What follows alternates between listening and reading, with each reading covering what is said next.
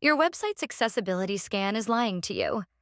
It might give you a passing grade, but your site could still be completely unusable for a person with a disability. Think of automated scanners like a spell checker. They're great at finding technical typos in your code, but they have no idea if your writing is clear, persuasive, or even makes sense.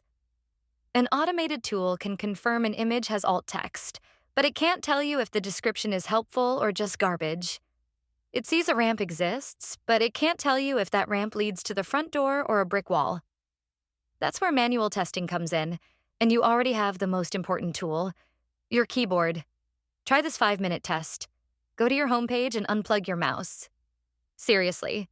Now use the tab key to move through the page. Watch where the focus goes. Is there a clear, visible outline around each link or button so you know where you are? Or does it disappear, leaving you lost? Now, use Shift plus Tab to go backward. Can you get stuck? This is a keyboard trap, and it's a dead end for anyone who can't use a mouse.